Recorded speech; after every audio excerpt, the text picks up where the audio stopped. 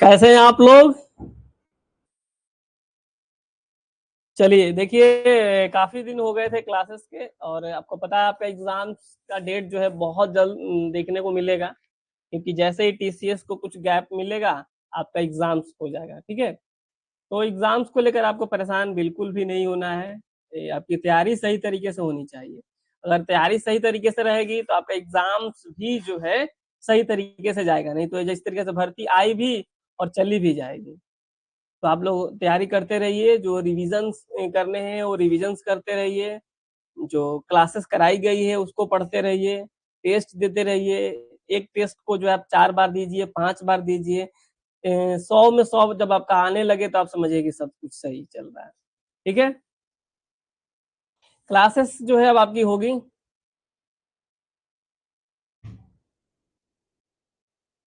देखिए, किसी किसी के मन में इस तरीके से अगर शंका है कि जो है हमारा डिग्री वैलिड नहीं होगा, जो है हमने कहीं और से किया है, या फिर ये वो वाला बात नहीं होना चाहिए चौधरी जी। क्योंकि वहां पे ऐसा नहीं है, बिहार में ऐसा नहीं है कि जो आप कहीं बाहर से लिए हैं तो आपका वेटेज नहीं मिलेगा। कोई डोमिसाइल लागू नहीं है, और जो सर्टिफिकेट पे डोमिसाइल नहीं लागू होता है। जो डोमिसाइल होता है वो आपके निवास पे लागू होता है। मान लीजिए कोई यूपी से कोर्स किया था, ऐसा थोड़ा है कि उसको जो है रिजर्वेशन नहीं मिलेगा, उसको भी रिजर्वेशन मिलेगा। ठीक है, ठीक है। टेस्ट को हम लोग अटेम्प्ट को और हम बढ़वा देते हैं। ठीक है, हमारी कोशिश यही है कि जो है आप टेस्ट में 100 लेके आइए। देखिए, श्रवण, ऐसा नहीं है कि जो है बीटीएससी भूल गया है। बीटीएससी तो आपको पता ही है, समय समय पर सारी चीजें कर रहा है। और रही बात भूलने वाली, तो ऐसा नहीं है। सैटरडे संडे को भी बीटीएससी ओपन रहता है, जब ऐसा कुछ इमरजेंसी आ जाता है तो।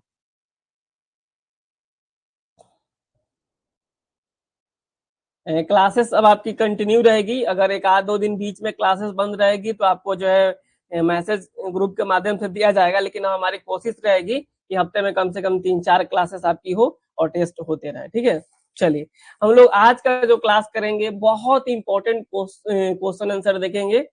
हालांकि आप मैक्सिमम इसमें से जानते होंगे, ये अभी हाल ही पिछले साल एक एग्जाम हुआ था दिल्ली या फिर किसी एम्स में हुआ था। उसी का जो प्रीवियस ईयर क्वेश्चन है उसमें आप देखेंगे। चलिए, बहुत दिन हो गया तो बहुत सारे लोग पूछ रहे हैं बहुत सारा चीज। ये देखिए, केस हुआ है क्या, देखिए 5 मिनट पहले आप लोगों के मन में जो डाउट है उसको क्लियर कर देते हैं, फिर हम क्लास करेंगे। देखिए, कोई केस नहीं हुआ है इस तरीके से। अगर आपके मन में ऐसी चल रही है तो बिल्कुल ऐसा कुछ नहीं है, केस कुछ नहीं हुआ है। बीटीएससी को जैसा ही गैप मिलेगा और टीसीएस के थ्रू आपका एग्जाम्स होना है, वो एग्जाम्स हो जाएगा। ठीक है,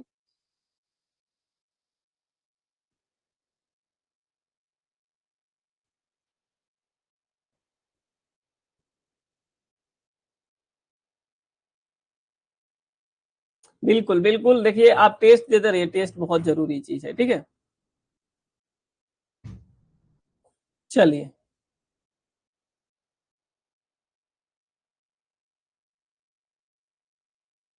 ऐसा नहीं है कि बीटीएससी जो है, आप देखिए डॉक्यूमेंट वेरिफिकेशन कब होता है इस चीज को आप समझिएगा। ऐसा किसी के मन में ऐसा चल रहा है बहुत सारे लोगों का कि जो डॉक्यूमेंट वेरिफिकेशन है वो अभी हो रहा है। ये डीवी जो डॉक्यूमेंट वेरिफिकेशन अभी नहीं होता, अभी एडमिट कार्ड सबका जारी होगा। ठीक है, एडमिट कार्ड जो है सबका जारी होगा। समझे आप लोग, एडमिट कार्ड में कोई दिक्कत नहीं होने वाला। ऐसा नहीं है कि जो है आपका सर्टिफिकेट चेक हो रहा है तब एडमिट कार्ड जारी होगा, ऐसा नहीं है। एडमिट कार्ड सबका जारी होगा। सर जो है आपका जो है कब दिक्कत होगा, अगर आपका सर्टिफिकेट में दिक्कत है तो आप जब एग्जाम पास कर जाइएगा। एग्जाम पास करने के बाद जब आपका डीबी होगा, उस समय जो है डॉक्यूमेंट्स में जो चीजें देखी जाती है, ठीक है, अभी ये सारी चीजें नहीं देखी जाती है। समझ गए आप लोग? तो ऐसा मत सोचिए कि जो है। चलिए ठीक है, तो आज का जो हमारा क्लास होने वाला है, प्रीवियस ईयर क्वेश्चन है एम्स में जो एग्जाम्स हुआ था। आप ही लोगों के जो पोस्ट से मिलता जुलता पोस्ट है। तो वहां पे जो एम्स का एग्जाम होता है ना, उसमें 100 क्वेश्चन पूछे जाते हैं। ठीक है, 100 क्वेश्चन पूछे जाते हैं। उसमें क्या होता है, 60 क्वेश्चन जो है नॉन टेक से होता है। समझे आप लोग, 60 क्वेश्चन नॉन टेक से होता है और 40 क्वेश्चन टेक होता है। 40 क्वेश्चन टेक मतलब क्या हो गया, मान लीजिए कि जो है एनाटोमी फिजियोलॉजी हो गया, फर्स्ट एड हो गया, ड्रेसिंग हो गया, इन सारे सेगमेंट से पूछे जाते हैं 40 क्वेश्चन, यानी जो टेक्निकल जिसे कहा जाता है, जो भी आपको पढ़ना है, और 40 नॉन टेक्निकल में हो गया जीके, जीएस, मैथ, रीजनिंग। तो इस तरीके से एग्जाम हुआ था 2024 में, उसी का ये पेपर है। उसमें 60 क्वेश्चंस नॉन टेक्निकल था तो उसको मैंने छोड़ दिया है, 40 जो टेक्निकल था उसको मैंने हूबहू आपको जो है आज मैं प्रीवियस ईयर के तौर पे आज कराने जा रहा हूं। आप इसमें से बहुत सारे क्वेश्चंस जानते होंगे और आप इससे अंदाजा लगा सकेंगे कि आपकी जो पढ़ाई चल रही है बिल्कुल उसके इक्विवेलेंट चल रही है, यानी आप जो है जो पढ़ाई आपकी हो रही है वो सही दिशा में हो रही है। आज के क्वेश्चन से पता चल जाएगा। मेरे द्वारा ये क्वेश्चन सेट नहीं किया गया है, ये जो 2024 में जो एग्जाम्स में पूछा गया था कॉपी टू कॉपी वही क्वेश्चन है। चलिए हम आज के क्लास स्टार्ट करते हैं और पहला क्वेश्चन ही आपको बता देते हैं। पहला क्वेश्चन इस तरीके से दिया गया था 2024 के एग्जाम्स में कि निम्नलिखित में से कौन सा प्राथमिक उपचार का महत्वपूर्ण उद्देश्य नहीं है। कई ऐसे लोग कहते हैं कि फर्स्ट एड जो है नहीं पूछेगा। मैं आपको बता दूं, बिहार में आपको जो भी एग्जाम्स हो रहे हैं, चाहे आप देख लीजिए स्टाफ नर्स हो, चाहे वो एएनएम का हो, चाहे आप लोगों का हो, सबको सबसे फर्स्ट एड से क्वेश्चन पूछे जाएंगे, सबसे पूछे जाएंगे। तो ये चीजें आपके मन में नहीं चलनी चाहिए कि नहीं पूछा जाएगा, ठीक है। तो यहाँ देखिए निम्नलिखित में से कौन सा जो प्राथमिक उपचार का महत्वपूर्ण उद्देश्य नहीं है। स्थिति को और बिगड़ने से रोकना, पुनः स्वस्थ होने देने को बढ़ावा देना, सुरक्षा सुनिश्चित करने में मदद करना, जीवन बचाने से रोकना। सवाल क्या पूछा है कि निम्नलिखित में से कौन सा प्राथमिक उपचार का महत्वपूर्ण उद्देश्य नहीं है। ये वाला चीज आपको पढ़ना होगा, ये वाला अगर आप नहीं पढ़ेंगे तो क्वेश्चन गलत हो जाएगा। नहीं है पूछा है, ठीक है। स्थिति को और बिगड़ने से रोकना, पुनः स्वस्थ होने देने को बढ़ावा देना, सुरक्षा सुनिश्चित करने में मदद करना, जीवन बचाने से रोकना। क्या हो जाएगा इसका उत्तर? तो जो है कौन सा नहीं है ये बताइए एक बार आप लोग। जीवन बचाने से रोकना, ये जो है क्या हो जाएगा इसका सही उत्तर हो जाएगा। यानी ऐसा चीज नहीं होता है कि जीवन बचाने से रोकना नहीं होता है, जीवन बचाना होता है। समझे आप लोग? ये कह रहा है कि जीवन बचाने से रोकना। फर्स्ट एड का मतलब क्या होता है? जीवन बचाना होता है। स्थिति को और बिगड़ने से रोकना भी होता है फर्स्ट एड का काम, ये भी सही है, ठीक है। पुनः स्वस्थ होने देने का बढ़ावा देना, यानी उसको मोटिवेट करना, ये भी होता है। सुरक्षा सुनिश्चित करने में मदद करना, ये भी होता है। लेकिन ये जो पूछा है जीवन बचाने से रोकना, ये जो क्या होता है इसका उद्देश्य नहीं होता है। और क्या पूछा है? नहीं पूछा है। तो सवाल समझ गए होंगे तो उत्तर भी इसका समझ गए होंगे। कह रहा है कि निम्नलिखित में से कौन सा जो प्राथमिक उपचार का महत्वपूर्ण उद्देश्य नहीं है। तो नहीं है मतलब क्या हो गया? जीवन बचाने से रोकना। दूसरा क्वेश्चन की तरफ हम बढ़ते हैं। निम्नलिखित में से कौन सा जो है रोगाणु रोधक है जिसका उपयोग मुंह के छालों के इलाज में किया जाता है। ये बहुत ही इंपॉर्टेंट क्वेश्चन है आपके एग्जाम्स के पॉइंट ऑफ व्यू से, ठीक है। बताइए आप लोग क्या हो जाएगा इसका उत्तर? निम्नलिखित में से कौन सा रोगाणु रोधक जिसका उपयोग मुंह के छालों के इलाज के लिए किया जाता है। पहला ऑप्शन दिया है ब्लीच, जिसे विरंजक भी कहा जाता है, पैराऑक्साइड जो है, बोरेक्स, ग्लिसरीन और ऑक्सीजन। ये चार ऑप्शंस दिए गए हैं। बताइए एक बार आप लोग क्या हो जाएगा इसका उत्तर, उसके बाद हम आगे बढ़ते हैं। चलिए देखिए निम्नलिखित में से कौन सा कह रहा है ना रोगाणु रोधक जिसका उपयोग मुंह के छालों में किया जाता है। तो ये जो इसका सही उत्तर हो जाएगा यहाँ पे बोरेक्स ग्लिसरीन। क्या हो जाएगा? बोरेक्स ग्लिसरीन हो जाएगा इसका सही उत्तर, ठीक है। ये चीज आप हमेशा याद रखें, क्या हो जाएगा? बोरेक्स ग्लिसरीन का उपयोग जो होता है मुंह के छाले में किया जाता है। ऑप्शन नंबर क्या हो जाएगा? जो यहाँ पे हो जाएगा सी हो जाएगा, ठीक है। कई बार सवाल पूछता है जो बोरेक्स ग्लिसरीन में जो होता है 12% जो होता है, यहाँ पे क्या होता है? बोरिक एसिड होता है 12%, ठीक है। ये चीजें याद रखेंगे। और प्लस 88% ग्लिसरीन होता है, ठीक है। ये भी कई बार पूछता है, ठीक है। तो ये भी चीजें आप याद रखेंगे, ठीक है। 12% क्या होता है? बोरिक एसिड होता है और जो है 88% ग्लिसरीन होता है। इसका उपयोग जो है बोरेक्स ग्लिसरीन का उपयोग किया जाता है। हालांकि मैं बता दूं हाइड्रोजन पेरोक्साइड का भी उपयोग जो है मुंह की साफ सफाई में किया जाता है, लेकिन यहाँ पे जो उत्तर होगा वो होगा बोरेक्स ग्लिसरीन, ठीक है। क्या हो जाएगा? बोरेक्स ग्लिसरीन हो जाएगा। बिल्कुल कंफ्यूज किसी को भी नहीं होना है, ठीक है।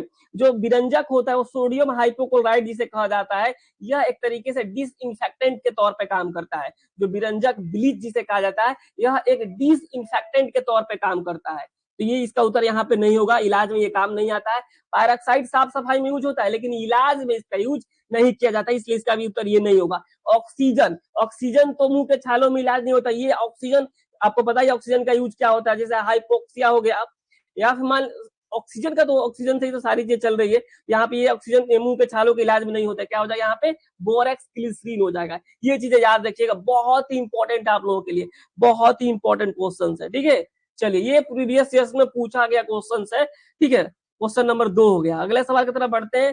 यदि कोई मरीज मामूली रूप से जल गया है तो तो उसमें सबसे पहले क्या करना चाहिए।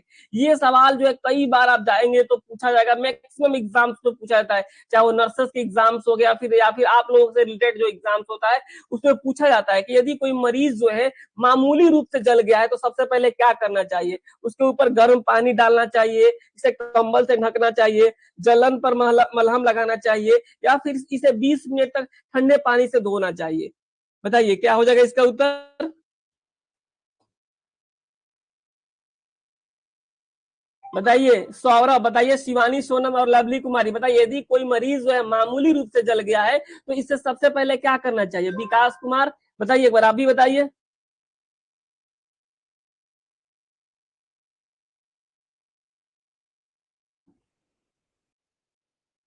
चलिए बता दीजिए एक बार आप लोग।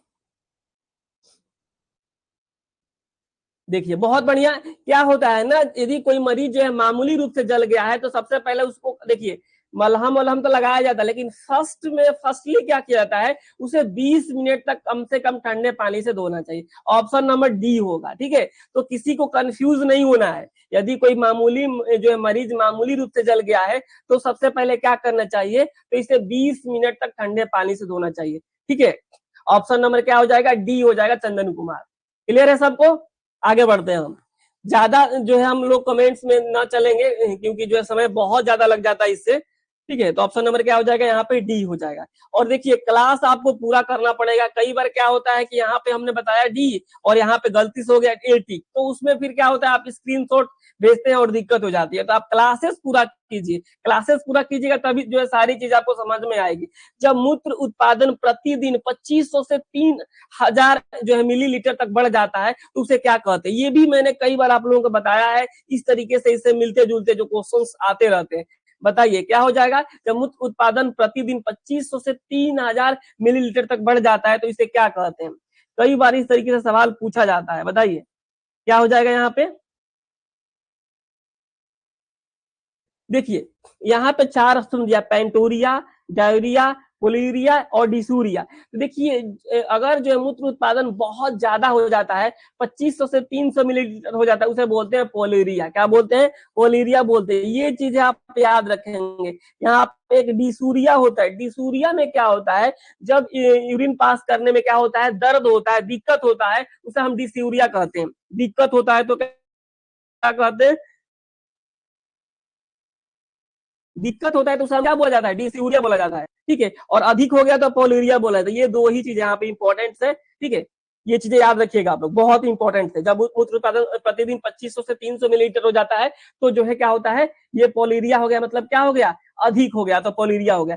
और मैंने अभी पिछले क्लासेस में आपको बताया था कि यूरिन में ब्लड आ जाए तो क्या करना चाहिए, कितना कम हो तो क्या होना चाहिए, सारी चीजें हमने बताई थी। हालांकि आज के क्लासेस में वैसे क्वेश्चंस भी आपको देखने को मिलेंगे। फिलहाल आप यहाँ पे ये समझिए कि जब मूत्र उत्पादन प्रतिदिन 2500 से 300 मिलीलीटर तक बढ़ जाता है तो उसे हम बोलते हैं पोलिरिया। और साथ ही साथ अगर दिक्कत हो जाता है यूरिन पास करने में तो उसे बोलते हैं डिसूरिया, ठीक है। ये चीजें समझ गए आप लोग। चलिए आगे बढ़ते हैं हम लोग। अगला जो सवाल पूछा है कि जब आप धुएं से भरे कमरे में हो तो क्या करना चाहिए। ये कॉमन सेंस का सवाल है, ये आराम से आप लोग बना देंगे कि जब आप धुएं से भरे कमरे में हो तो क्या नहीं करना चाहिए। ये वाला नहीं देखेंगे तो सवाल कई बार गलती हो जाता है। जब आप धुएं से भरे कमरे में हो तो क्या नहीं करना चाहिए, अपने मुंह को गीले तौलिए से ढके, ठीक है, जहरीली गैस से भरे कमरे में भागे, पीड़ित को खिड़की और ताजी हवा वाली कमरे में ले जाए, बाहर निकलने के लिए जो है रेंगे, यानी रेंगे मतलब तो रेंग कर आगे बढ़े और जो है नीचे रहे। बताइए क्या हो जाएगा इसका उत्तर, फटाफट बताइए एक बार आप लोग। सौरभ बताइए क्या हो जाएगा, जब आप धुएं से भरे कमरे में हो तो क्या नहीं करना चाहिए। जब आप एग्जाम्स में बैठेंगे तो आप नहीं पे जरूर ध्यान देंगे, ठीक है। जहरीली गैस से कमरे में भागे, यानी जो है क्या करना है, जहरीली गैस के कमरे में नहीं भागना है। मैं आपको बता दूं आज का जो पूरा क्लास होगा ना, आपके एग्जाम्स में मुझे अनुमान है 2 से 3 क्वेश्चन इसमें से रहेगा। 2 से 3 क्वेश्चन आज के एग्जाम, आज के क्लास से हो सकता है। बहुत इंपॉर्टेंट है, देखने में बहुत आसान लगता होगा लेकिन है इंपॉर्टेंट, क्योंकि एम्स के एग्जाम्स में ये सारे क्वेश्चंस पूछे गए हैं, सारे सिलेक्टेड क्वेश्चंस है, सारे क्या है, सिलेक्टेड क्वेश्चंस है। तो आप लोग बिल्कुल ध्यान से देखेंगे और जो है जो भी क्वेश्चंस बताया जाएगा इसको नोट डाउन करेंगे, ठीक है, ये आपके लिए बहुत इंपॉर्टेंट होगी। चलिए आगे बढ़ते हैं हम लोग अगले सवाल की तरफ। कह रहा है सुपाइन पोजीशन क्या है। हम लोगों ने कई बार देखा है सुपाइन पोजीशन को लेकर के, प्रोन पोजीशन को लेकर के, फ्लावर पोजीशन को लेकर के, स्टैंडिंग को लेकर के। तो यहाँ पे जो सवाल पूछा है कि सुपाइन पोजीशन क्या है, और आपसे जो है चार जो है ऑप्शंस दे दिया है। पहला जो ऑप्शन दिया है कि मरीज को उसके हाथों को बगल में रखकर खड़ा किया जाता है, मरीज को पेट के बल लिटाया जाता है और जो है सिर बिस्तर की ओर सीधा रखा जाता है, मरीज को तकिए का उपयोग करके सिर और कंधों को थोड़ा ऊपर उठाकर पीठ के बल लिटाया जाता है, मरीज को तकिए के सहारे पीठ के बल लिटाया जाता है। ये पूछा है, ये चार चीजें दे दी गई। देखिए मरीज को दोनों हाथों में बगल रखकर खड़ा किया जाएगा तो ये स्टैंडिंग में आ जाता है। किस में आ जाता है, ये स्टैंडिंग में आ जाता है, ठीक है, ये चीजें याद रखिएगा, ठीक है। जब जो है मरीज के पेट के बल लिटाया जाता है तो इसे हम प्रोन पोजीशन बोलते हैं। क्या, कौन पोजीशन बोलते हैं, प्रोन पोजीशन बोलते हैं। यहाँ पे आप देखिएगा प्रोन पोजीशन, कौन सा पोजीशन होता है, ये प्रोन पोजीशन होता है। मरीज को तकिए का उपयोग करके सिर और कंधों को थोड़ा ऊपर उठा करके पीठ के बल जल लिटाया जाता है, उसे बोलते हैं सुपाइन पोजीशन। ठीक, क्या बोलते हैं, उसको बोलते हैं सुपाइन पोजीशन, ठीक है, ये चीजें याद रखिए, उसको क्या बोलते हैं, सुपाइन पोजीशन बोलते हैं, ठीक है। मरीज को जो तकिए के सहारे पीठ के बल लिटाया जाता है उसे बोलते हैं फाउल पोजीशन, ठीक है। तो ये चीजें आप याद रखेंगे, क्लियर है। तो आप इस तरीके से ये सबके बारे में जानेंगे तो बहुत ही सही रहेगा, क्योंकि आपके लिए ये बहुत इंपॉर्टेंट है। समझ गए आगे, इसका सही उत्तर क्या हो जाएगा, सुपाइन पोजीशन का ऑप्शन नंबर क्या हो जाएगा, सी हो जाएगा, ठीक है। किसी को दिक्कत है, बोलिए एक बार आप लोग, दिक्कत है तो बताइए। तो इस तरीके से आप पढ़ेंगे, आगे बढ़ेंगे, तभी जाके काम हो पाएगा, ठीक है। चलिए आगे बढ़ते हैं हम लोग।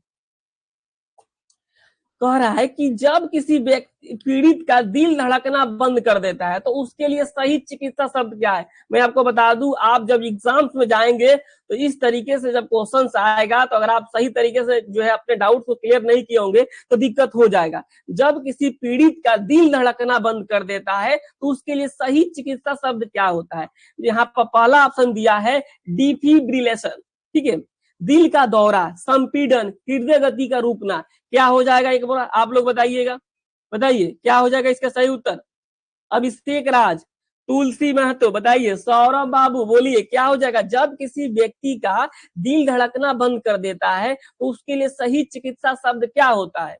आवाज क्लियर आ रही है सबको, किसी को दिक्कत है आवाज में तो एक बार बता सकते हैं, कमेंट बॉक्स में आप जरूर लिखिएगा इसका सही उत्तर क्या हुआ, बताइए। जब किसी पीड़ित का दिल धड़कना बंद कर देता है तो इसके लिए सही चिकित्सा शब्द क्या होता है। देखिए यहाँ पे यही होता है, अगर आप ध्यान नहीं देंगे थोड़ा सा भी तो क्या हो जाएगा, यहाँ पे दिक्कत हो जाएगा, ठीक है।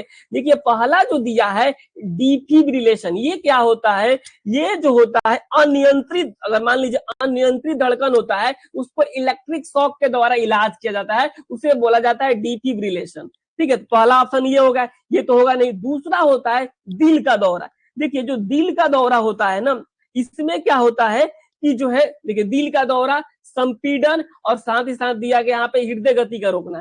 तो दिल धड़कना बंद होता है उसे हम बोलते हैं हृदय गति का पूरी तरह से रुक जाना। ऑप्शन नंबर डी हो गया। जब दिल का दौरा होता है यानी कार्डिक अरेस्ट जब आता है उस समय जो है अभी धड़कन चलती रहती है, चलती रहती है, ऐसा नहीं कि कंप्लीटली जो है अभी बंद नहीं हुआ रहता है, ठीक है। तो यहाँ पे सही उत्तर क्या हो जाएगा, ऑप्शन नंबर डी हो जाएगा। क्लियर है, क्या हो जाएगा, ऑप्शन नंबर डी हो जाएगा। यहाँ पे ये चीज आप हमेशा याद रखेंगे, क्या हो जाएगा, हृदय गति का रुकना जो क्या कहलाता है, दिल धड़कना बंद हो गया, ठीक है। और जो संपीड़न होता है, संपीड़न मतलब हो गया जो कंप्रेशन जो किया जाता है, जो सीपीआर का भाग होता है, ये संपीड़न, ठीक है। तो ये नहीं होगा। दिल का दौरा में दिल की मांसपेशियों को नुकसान पहुंचता है, इसमें कंप्लीटली दिल का धड़कना बंद नहीं होता है, ये थोड़ा देर अभी चलते रहता है, ठीक है।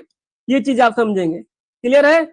यहाँ पे डिफिब्रिलेशन समझ गए, इलेक्ट्रिक शॉक से इसका इलाज होता है जब अनियंत्रित होता है, तो अनियमित होता है। तो ये चीजें क्लियर होनी चाहिए आपको कि जब किसी पीड़ित का दिल धड़कना बंद कर देता है तो उसके लिए सही चिकित्सा शब्द क्या होता है, हृदय गति का रुकना, ठीक है। किसी को दिक्कत, चलिए आगे बढ़ते हैं हम लोग। बाकी समझ गए आप, संपीड़न समझ गए, दिल का दौरा समझ गए, और जो डिफिब्रिलेशन समझ गए। चलिए अगला सवाल कह रहा है ABC of first aid is known, यानी ये चीजें मैंने आपको बताया है। एबीसी, एबीसी जो होता है, एबीसी का फुल फॉर्म क्या होता है, ये फर्स्ट एड के दौरान, प्राथमिक चिकित्सा के दौरान किस तरीके से इसे जाना जाता है, एबीसी के बारे में पूछा है, सबको पता होगा। बताइए एक बार आप लोग, क्या हो जाएगा इसका सही उत्तर, एबीसी। बहुत ही इंपॉर्टेंट है और आपके एग्जाम्स में ये क्वेश्चन आ सकता है, एबीसी। देखिए एबीसी में नो सर, ठीक है आनंद कुमार जी, बहुत बढ़िया। चलिए बताइए Lovely Kumari, ABC of first aid is known as, तो यहाँ पे क्या हो जाएगा, कुमार, सौरभ, रणधीर चौधरी, और जो है सुजीत बाबू, बोलिए, अमरजीत कुमार, बहुत बढ़िया, सरवन, पंकज कुमार, राम बाबू कुमार, अभिलाष मिश्रा, चलिए हिना प्रवीण, और जो कुमार गौरव, मनीषा कुमारी, चलिए शिवानी सोनम, बहुत बढ़िया। चलिए बहुत सारे लोग सही जवाब दे पा रहे हैं। देखिए ABC of first aid is known as होता है एयरवे, ब्रीदिंग और सर्कुलेशन। ये तीन चीजें आपको पता होनी चाहिए, ठीक है। बाकी के बारे में आप नहीं जानेंगे, नहीं जानेंगे मतलब बाकी वाला टिक आउट नहीं करेंगे। एयरवे, ब्रेथलेस और केयर ये नहीं होगा, ठीक है। एड, बेड और क्रिटिकल ये भी नहीं होगा, ठीक है। एड, बेड और केयर ये भी नहीं होगा। क्या होगा इसका सही उत्तर, एयरवे, ब्रीदिंग और जो है सर्कुलेशन। सबसे पहले वायु मार्ग चेक किया जाए, यानी एयरवे चेक किया जाए सबसे पहले, ठीक है, समझिए आप लोग। उसके बाद ब्रीदिंग, श्वसन चेक किया जाता है, व्यक्ति सांस ले रहा है कि नहीं। सर्कुलेशन चेक किया जाता है कि उसका ब्लड का संचार हो रहा है कि नहीं। तो ये सारी चीजें एबीसी में चेक करी जाती है। तो ऑप्शन नंबर क्या हो जाएगा यहाँ पे, सी हो जाएगा। क्लियर है सबको। अगर आपके एग्जाम में सवाल पूछ देता है कि एबीसी का फुल फॉर्म क्या होता है, एबीसी का मतलब क्या होता है, प्राथमिक चिकित्सा में एबीसी कैसे चेक किया जाता है, एबीसी में बी का मतलब क्या हुआ तो आप ब्रीदिंग, एबीसी में सी का मतलब क्या हुआ तो सर्कुलेशन, एबीसी में ए का मतलब क्या हुआ तो एयरवे। कई बार सवाल घुमा के भी पूछता है, यहाँ तो तीनों दे दिया ना एबीसी। कई बार इस तरीके से हमने देखा है कि पूछ देगा एबीसी में बी का मतलब क्या होगा और 4 ऑप्शन दे देगा, बेड, ब्रीदिंग और जो है ब्रेथलेस, इस तरीके से दे देगा ऑप्शन। आपको वहां पर ब्रीदिंग टिक आउट करना है। तो एबीसी का फुल फॉर्म आप समझे रहेंगे तो कुछ भी पूछेगा तो आप आराम से जो जवाब इसका दे पाएंगे। समझ गए आप लोग। यहाँ ऑप्शन नंबर क्या हो जाएगा, सी हो जाएगा, ठीक है। चलिए आगे बढ़ते हैं हम लोग अगले सवाल की तरफ। कह रहा है कार्बन डाइऑक्साइड जैसी जहरीली गैसों के सांस लेने से निम्न में से समस्या हो सकती है, यानी कार्बन डाइऑक्साइड जैसे जहरीली गैस आप जो सांस के तौर पे ले रहे हैं, किसी बंद कमरे में है और कार्बन डाइऑक्साइड का लेवल वहां बहुत ज्यादा हो गया, तो उस समय आपको क्या हो सकता है, ये पूछा है। अवसाद हो सकता है, डिप्रेशन, लू लगना, निर्जलीकरण, या फिर जो है श्वासावरोध, ठीक है। ये क्या हो जाएगा यहाँ पे बताइएगा, इसका उत्तर क्या हो जाएगा, इसको बोलते हैं अस्फिक्सिया। बताइए यहाँ पे क्या हो जाएगा इसका उत्तर, कार्बन डाइऑक्साइड जैसी जहरीली अगर आप गैस ले लेते हैं तो उसे वहां पे क्या हो जाता है, पहला दिया है ऑप्शन अवसाद। अवसाद मतलब डिप्रेशन, डिप्रेशन मतलब क्या होता है, मान लीजिए कोई बहुत ज्यादा किसी चीज के बारे में सोचता है, ठीक है, तो डिप्रेशन में चला जाता है। तो ये चीजें इससे हम बोलते हैं अवसाद। तो ये तो अगर जो है आपको सोचने से होता है, मेंटल ये जो है डिसऑर्डर आप इसे कह सकते हैं, यानी मेंटल वाली जो है बीमारी आप कह सकते हैं, जो भी कहिए इसको, ठीक है। ये क्या होता है, बहुत ज्यादा सोचने से ये आदमी डिप्रेशन में चला जाता है। तो ये तो होगा नहीं, क्योंकि ये कार्बन डाइऑक्साइड जैसे गैस, जहरीली गैस लेने से नहीं हो रहा है, तो ऑप्शन नंबर ये नहीं होगा। दूसरा है लू लगना। लू लगना कब होता है, जब टेम्परेचर बहुत ज्यादा आपके बॉडी में हो जाता है। मान लीजिए आजकल का ऐसा मौसम है और आप चले गए चौरा वगैरह में, ठीक है, घूमने के लिए, ठीक है, तो वहां पे आपको लू लग जाएगा। बहुत ज्यादा टेम्परेचर है, 42 डिग्री से बहुत ज्यादा है, दिल्ली जैसे शहरों में तो और ज्यादा है। तो ये यहाँ पे भी जहरीली गैस, इसको भी कुछ लेना देना नहीं है। तीसरा दिया है निर्जलीकरण। ये निर्जलीकरण क्या होता है, जिसे हम बोलते हैं डिहाइड्रेशन। शरीर में जो है ग्लूकोज की कमी हो जाती है, पानी की कमी हो जाती है, इसे हम बोलते हैं निर्जलीकरण, ठीक है। तो ये भी क्या होगा यहाँ पे नहीं होगा, क्योंकि इसको भी कार्बन डाइऑक्साइड गैस से कोई लेना देना नहीं है। चौथा ऑप्शन दिया है श्वासावरोध दिया, जिसे आस्फिक्सिया कहा जा रहा है, ठीक है। आस्फिक्सिया जो कहा जा रहा है ये हो जाता है जब आप जहरीली गैस से, जैसे कार्बन डाइऑक्साइड गैस को लेते हैं, तो उस समय क्या हो जाता है, उस समय हो जाता है क्या, जो है श्वासावरोध, जिसे कहा जाता है एस्फिक्सिया। समझ गए आप लोग। ऑप्शन नंबर क्या हो जाएगा, डी हो जाएगा। तो यही सारी चीजें तो समझनी है, बहुत इंपॉर्टेंट है। अगला सवाल कह रहा है यदि किसी आपातकालीन पीड़ित का खून बह रहा हो और घाव में कोई वस्तु फंस गई हो तो जो है क्या नहीं करना चाहिए। ये पूछा है। क्या नहीं करना चाहिए? वस्तु के हिलने की कोशिश न करे, हिलाने की कोशिश करे, वस्तु को हटाए, वस्तु को न हटाए, इस तरीके से चीजें कही गई है। बताइए यहाँ पे इसका सही उत्तर क्या हो जाएगा? 10 नंबर।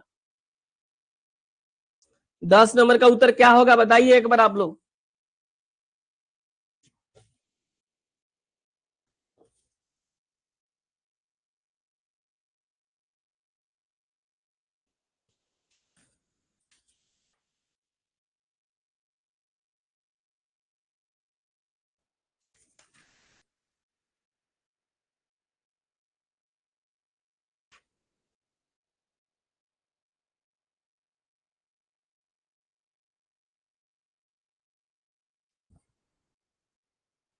बोलिए क्या हो जाएगा रंजीत चंद्र चौधरी, क्या हो जाएगा?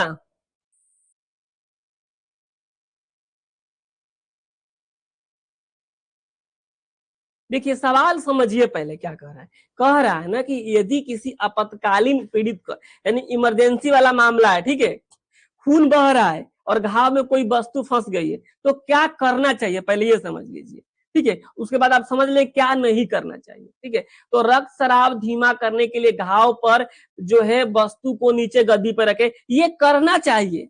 क्या करना चाहिए? करना चाहिए, ठीक है। समझ गए आप लोग? क्या ये भी करना चाहिए?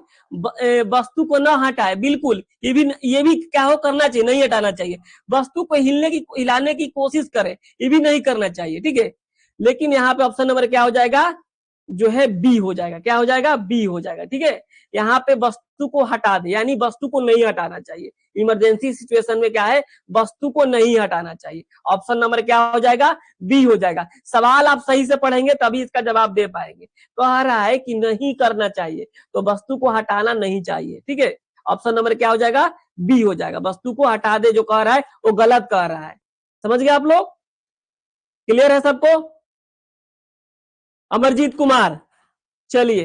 तौफीक आलम, बहुत बढ़िया। आगे बढ़ते हैं हम लोग। ये सवाल में कोई जान नहीं है, सवाल पूछा हुआ है इसलिए सारे क्वेश्चंस को हमने एक साथ रखा हुआ है।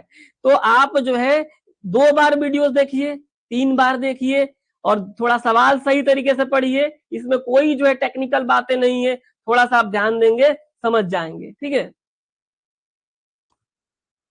चलिए अगला जो सवाल पूछा है, कह रहा है गंभीर रूप से घायल मरीज को आपातकालीन स्थल से केवल तभी ले जाना चाहिए जब स्थिति कैसी हो, ये पूछा है। गंभीर रूप से घायल मरीज को आपातकालीन स्थल से केवल तभी लेके जाना चाहिए जब स्थिति कैसी हो। देखिए सवाल कितना आसान आसान लग रहा होगा, लेकिन आप जब सोचने की क्षमता आपके पास नहीं रहेगी ना, तो आप गलत जवाब दे देंगे, ये बात मान लीजिए। देखने में तो बहुत आसान है, और आपका जो एग्जाम होने जा रहा है इस तरीके से कई क्वेश्चंस पूछे जाएंगे, कई क्वेश्चंस रहेंगे, तो पहले बता रहा हूं आपको, ठीक है। बिल्कुल एकदम जो है सल्फा ड्रग्स से ही केवल सवाल नहीं रहेगा। जो आप सोच रहे हो केवल सल्फा ड्रग्स खाली फार्माकोलॉजी से पढ़ लेंगे तो हो जाएगा, तो ऐसा नहीं है। आपको इस तरीके से सवालों को भी ध्यान में रखना होगा। गंभीर रूप से घायल मरीज को आपातकालीन स्थल से केवल तभी लेके जाया जाएगा जब स्थिति कैसी हो। 11 नंबर का उत्तर क्या होगा बताइए एक बार आप लोग। देखिए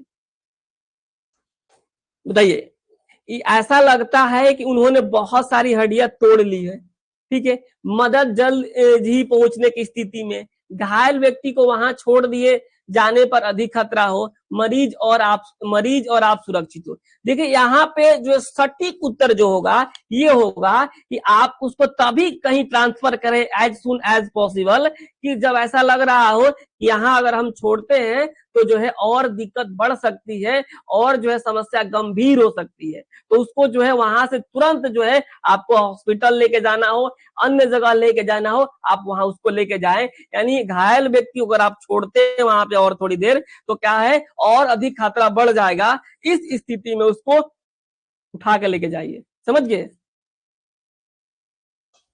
देखिए अगला सवाल है, निम्नलिखित में से किस स्थिति में मरीज को प्राथमिक चिकित्सा के रूप में कुछ खाने या पीने के लिए दिया जा सकता है? देखिए कितना आसान सारा सवाल आपको लग रहा होगा, और सोचिए कि इस तरीके से जो सवाल बना के आया होगा वो आज एम्स में नौकरी कर रहा होगा। समझिए आज एम्स में नौकरी कर रहा होगा, ऐसे ही सवाल बना करके 40 सवाल ऐसे ही पूछा गया है, और 60 सवाल जो नॉन टेक का है वो बिल्कुल आप लोग आंख मूंद के बना दीजिएगा। यानी इतना आसान आसान क्वेश्चन पूछा गया, 2024 की ही बात है, ठीक है। तो ये चीज आपको समझनी है, तैयारी उस लेवल की आपकी होनी चाहिए कि ऐसा एम्स का कोई एग्जाम्स आ जाए तो आप उसको भी जो है धुआं की तरफ उड़ा दें। समझ गए आप लोग। तो निम्न में से किस स्थिति में, आप बताइएगा, इसमें से मैक्सिमम सवाल मैंने आपको बता दिया है पहले ही, मैक्सिमम मैंने आपको पहले बता दिया है। निम्नलिखित में से किस स्थिति में मरीज को प्राथमिक चिकित्सा के रूप में कुछ खाने या पीने को दिया जा सकता है? क्या हो जाएगा इसका सही उत्तर, बताइए।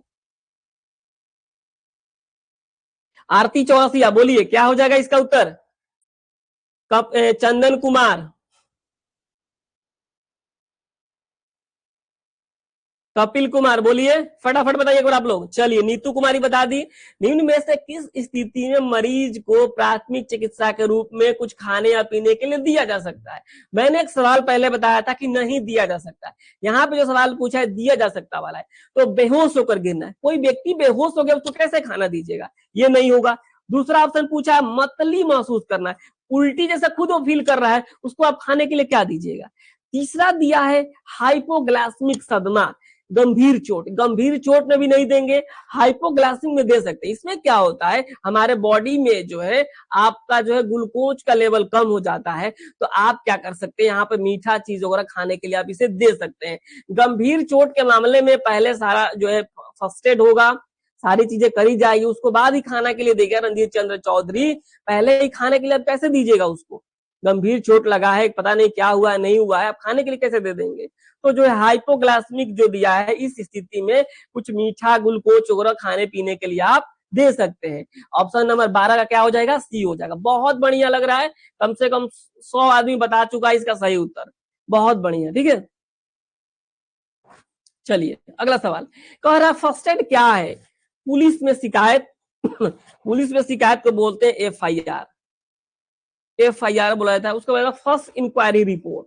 एम्बुलेंस सेवा का नाम है, बिल्कुल नहीं है। सरकार से सहायता मांगना, बिल्कुल नहीं है। चिकित्सा सहायता पहुंचाने के दिशा में सबसे पहला जो व्यक्ति पहुंचा, उसको जो उपचार दिया, उसको बोला जाता है फर्स्ट एड। उसको क्या बोला जाता है, फर्स्ट एड बोला जाता है, ठीक है। जो सबसे पहले पहुंच कर जो उसे राहत प्रदान करी जाती है, तो उस क्या आता है, वो फर्स्ट एड के तौर पे आता है। ऑप्शन नंबर क्या हो जाएगा यहाँ पे, डी हो जाएगा। ये क्वेश्चन तो आप सभी पहले से जानते होंगे। अगला सवाल पूछा है कि आप आपातकालीन स्थिति में किसी मरीज को सीपीआर कब देना शुरू करेंगे? ये सवाल पूछा है। ये भी सवाल बहुत आसान है, मैक्सिमम लोग बता पाएंगे, अप्रोक्स जो है सब कोई बता देगा इस पे कि जो है आप आपातकालीन स्थिति में, यानी आपातकालीन मतलब होता है इमरजेंसी सिचुएशन में, किसी मरीज को सीपीआर जो कह रहा है कि आप जो है कब देना शुरू करेंगे? बताइए कब देना शुरू करेंगे सीपीआर?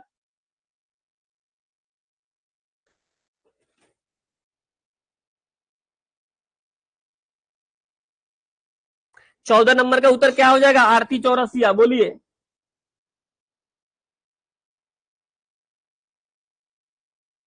देखिए 14 नंबर क्या हो जाएगा यहाँ पे कि वे बेहोश और सांस नहीं ले पा रहा हो या सामान्य रूप से सांस नहीं ले पा रहा हो, उसको आप सीपीआर देंगे। ऐसा नहीं है कि लू लग गया है उसको सीपीआर देने लगे, दम घुट रहा है उसको सीपीआर देने लगे, उनकी हड्डी टूट जाने पर। यहाँ पे जो सटीक उत्तर होगा कि अगर कोई बेहोश है, सांस सही से नहीं ले पा रहा है, तो आप उसको क्या करेंगे, आप उसको सीपीआर देंगे, ठीक है।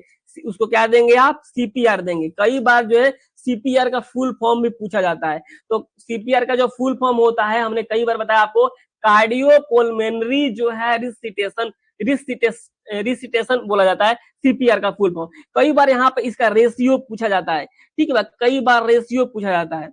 क्योंकि रेशियो जो होता है आपको 30 कंप्रेशन के बाद, ठीक है, 30 जो है आप कंप्रेशन के बाद से 2 जो है आप माउथ टू माउथ जो है आपको सांस देना होता है। ये इसका रेशियो होता है 30:2, इस तरीके से होता है। कई बार ये भी पूछा जाता है, ठीक है। 1 मिनट में भी पूछा जाता है, तो 1 मिनट में ये होता है 100 से लेकर के 120 तक सीपीआर। ये भी चीज आप जान के रखिए, ठीक है। जो डेप्थ भी पूछा जाता है, तो अप्रॉक्स 2 इंच के आसपास इसका डेप्थ होता है, यानी 2 इंच तक दबाना होता है। ये चीजें भी पूछी जाती है।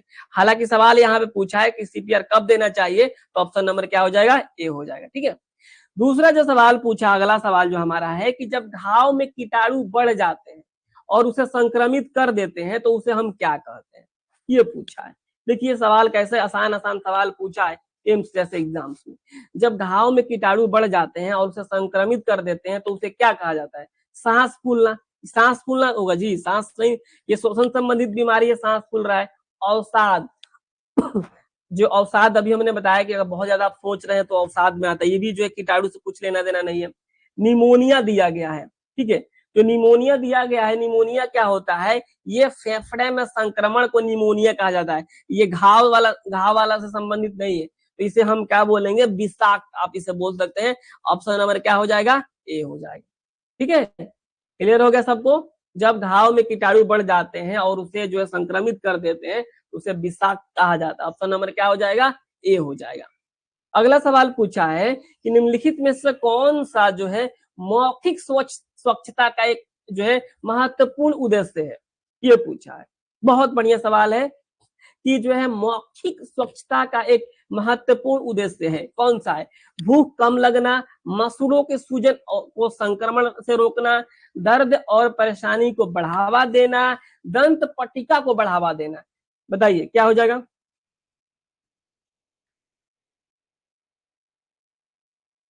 ये सवाल अगर आप समझ पा रहे होंगे तो भी बता पाएंगे। बताइए निम्नलिखित में से कौन सा जो है मौखिक स्वच्छता का एक उदाहरण, एक महत्वपूर्ण उद्देश्य है, ये पूछा है। चौधरी जी बोलिए, विकास कुमार बताइए, राजू दास, बहुत बढ़िया, अमर कुमार।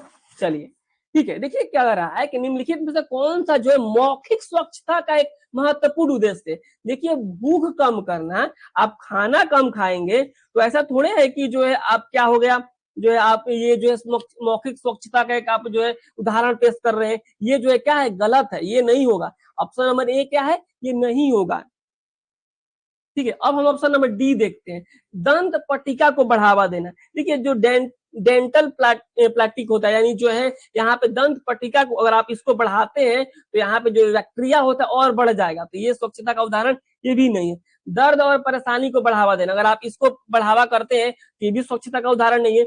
मसूड़ों के सूजन और संक्रमण को रोकना, ये मौखिक स्वच्छता का एक महत्वपूर्ण उद्देश्य हो सकता है। ऑप्शन नंबर क्या हो जाएगा, जैसे आपको पता है दांतों में एक बीमारी होती है पायरिया, तो इस तरीके से जो मसूड़ों का सूजन हो गया, संक्रमण रोकना हो गया, ये जो है एक मौखिक स्वच्छता का महत्वपूर्ण उद्देश्य है। ऑप्शन नंबर क्या हो गया, बी हो गया। सबको क्लियर हो रहा है।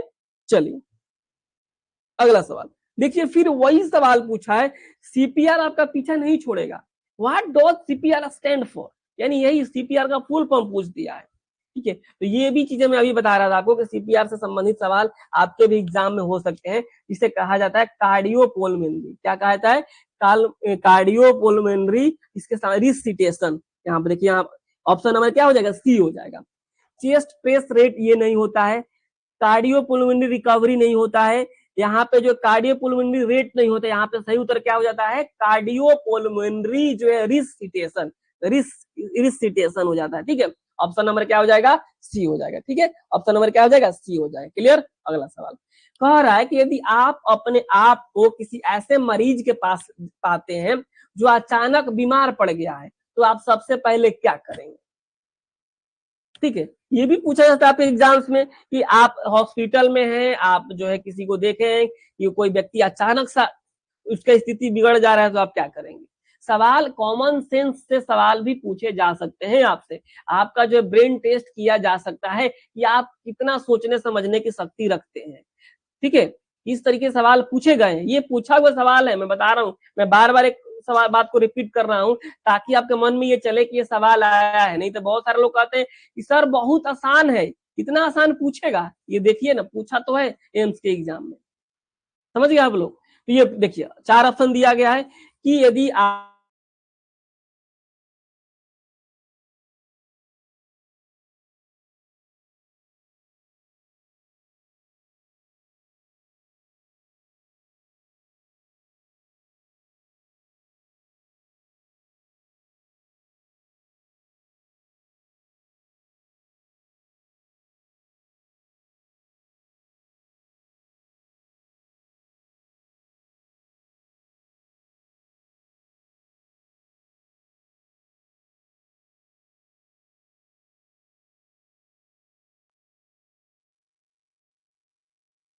आवाज आ रही है आप लोगों को?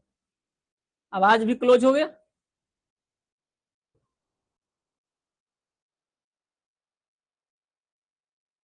आवाज नहीं आ रही है? आवाज नहीं आ रही है? चेक कीजिएगा एक बार। नहीं आ रही आवाज?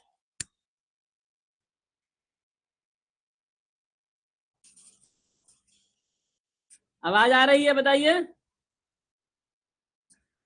चलिए आवाज आ गई, बहुत बढ़िया। तो क्या हो जाएगा, यदि आप अपने आप को किसी मरीज के पास पाते हैं जो अचानक बीमार पड़ जाता है, तो आप सबसे पहले क्या करेंगे, अपनी सुरक्षा, ठीक है, और मरीज की सुरक्षा भी सुनिश्चित करेंगे। ठीक है, चलिए नीतीश कुमार, बहुत बढ़िया।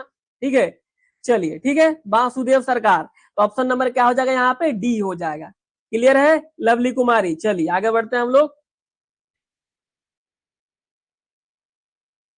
समझ गए आप लोग? कुछ ना करे, दूसरों को आने और मदद करने की प्रतीक्षा करे, जो है आप जो कर रहे हैं उसे करते रहे। पहले सबसे इसमें क्या हो जाएगा, यहाँ पे ये हो जाएगा अपनी और मरीज की सुरक्षा सुनिश्चित करें। ठीक है, चलिए।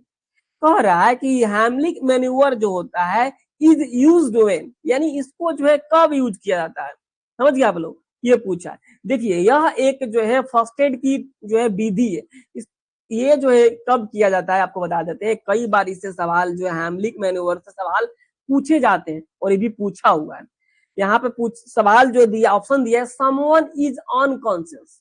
ठीक है, यानी कोई अनकॉन्शियस हो गया, बेहोश हो गया, तो क्या उस समय जो है हैमलिक मैन्यूवर का यूज किया जाता है।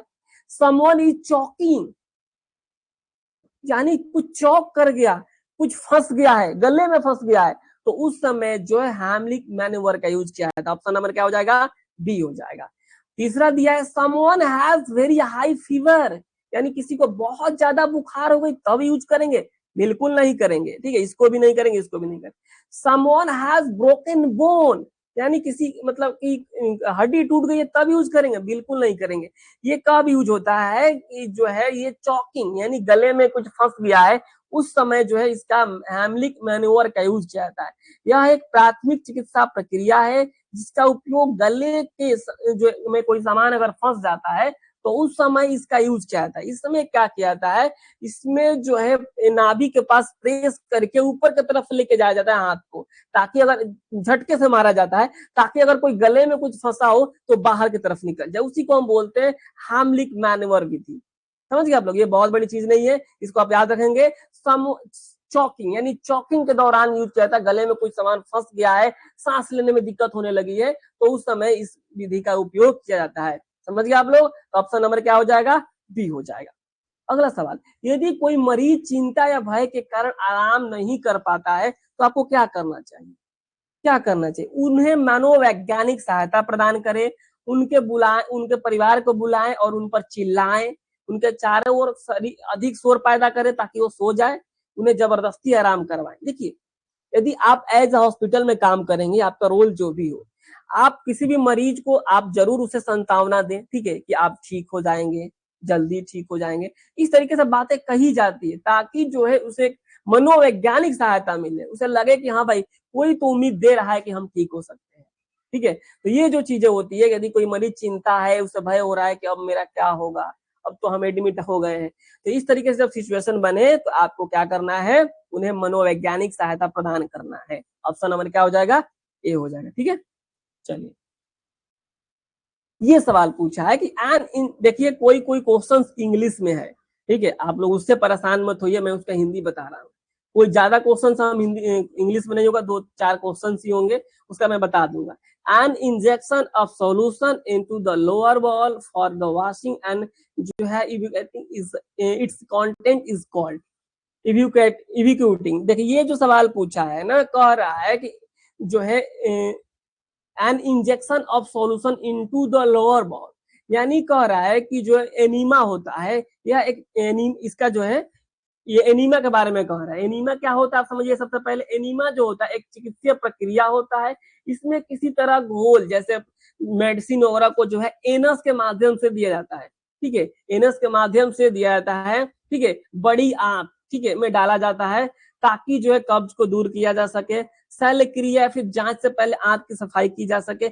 औषधि दवाएं सीधा जो है मलाशय द्वारा दी जा सके। यानी आप लोगों ने कई बार पढ़ा होगा एनीमा कैसे दिया जाता है, एनीमा कैसे दिया जाता है, उसी के बारे में पूछा है कि एनीमा को लेकर जो सवाल किया गया है कि आखिर जो है एनीमा क्या होता है, एनीमा को कैसे दिया जाता है। और जो है हम यहाँ पे कह रहा है कि यह जो है होता है कि अगर जो है हम एनस के माध्यम से जो है बड़ी आंत के माध्यम से अगर कोई मेडिसिन डालते हैं तो उसे हम क्या कहते हैं, सवाल यही पूछा। अगर इंजेक्शन के माध्यम से जो है हम जो है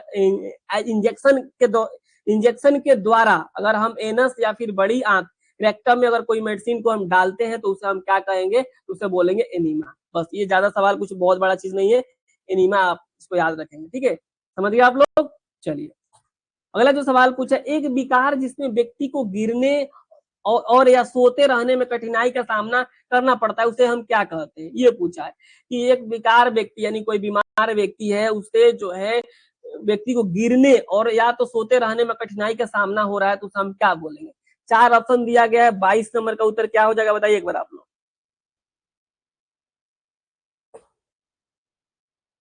देखिए यहाँ पे अनिद्रा जिसे इंसोमाइनिया कहा जाता है, मधुमेह, एपीनिया और फिर दिया गया एनोरेक्सिया दिया गया है। बताइए ये चारों के बारे में देखिए, अगर कोई व्यक्ति जो है बताइए, सबसे पहले एक बार आप लोग बताइएगा, देखते हैं किसको किसको पता है, बताइए बोलिए। शिवानी सोनम बताइए इसका सही उत्तर क्या हो जाएगा।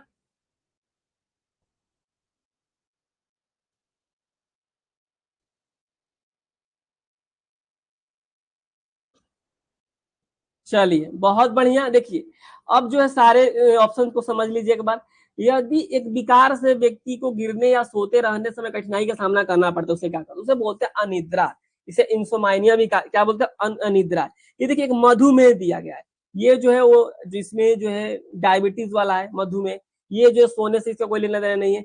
एपीनिया जो दिया गया है क्या होता है, देखिए एपीनिया के बारे में कई बार सवाल पूछता है कि आप जब सो रहे होते हैं ना तो कुछ सेकेंडों के लिए विद इन मतलब कि मतलब एकदम बिल्कुल थोड़े से देर के लिए जो क्या होता है सांस रुक जाता है, उसे हम बोलते हैं एपीनिया। कई बार एग्जाम में पूछता है एपीनिया, ठीक है। ये भी आप याद, एक होता है एनोरेक्सिया।